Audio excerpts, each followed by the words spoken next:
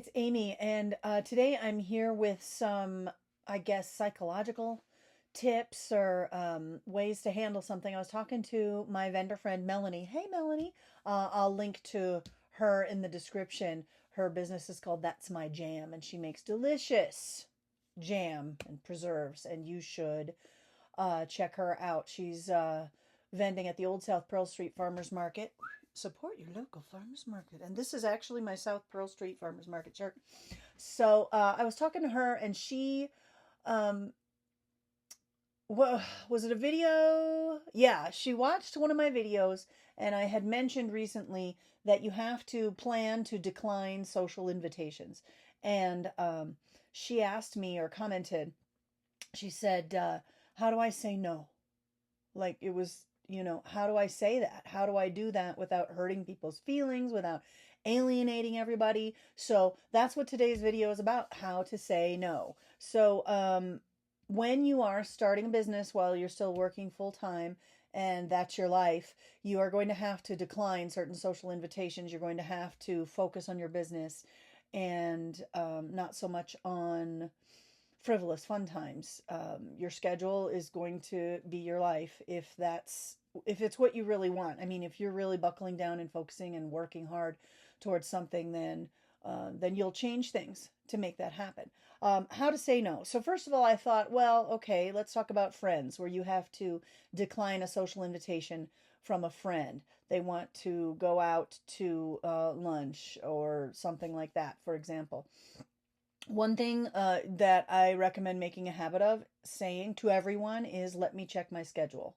Let me check my schedule and see what you can come up with. Your friends who are good friends, who understand what you are trying to accomplish, understand that you have a plan that you're focusing on, will not be offended by that. They will appreciate that. They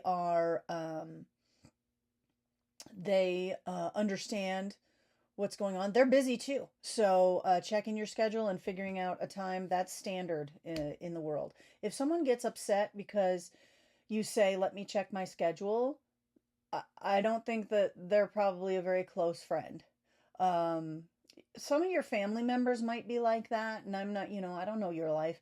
I don't know what your family is like, but some family members I can see in my family, thinking about some people in my family, they might have got pissy when I said that. Of course, that's probably because they're family and they feel like that's what the focus should be. Your immediate family is your focus, in my opinion. It should be your focus, and spending time with them is very important. But if you inform them of your plans and your business and what's happening, they should be understanding too. So make that a habit to say, let me check my schedule. Okay, I'm going to check my notes here. It's come to this. I'm not even kidding. I can't believe it. Just get used to saying that. Oh, okay. So it's easier when you're vending. There are sometimes some things you have to say no to. This happens to me more often than I would like to think about when I'm vending at a craft fair or at the farmer's market. I am approached by other types of vendors, label vendors, or people doing another show, that kind of thing, and they want to talk to me, and they're like, oh, I like your stuff. I want you to do my show, or I want you to use my label company, or whatever. Um, I am not going to say yes to that while I'm working. A, I'm working. B, you're not a paying customer, so move along, sister. Okay, but how do I do that in a diplomatic way? I asked to take their card. Can I take your card? Will you email me? And say it to them. If they want my business, they need to email me. Okay, not the other way around. This is another thing you can say. Thank you. I'll think about that. Thank you. I'll consider that. That's for how to say no to people who say should. You should. You know what you should do? Oh God, that could be a whole nother video, couldn't it? You know what you should do?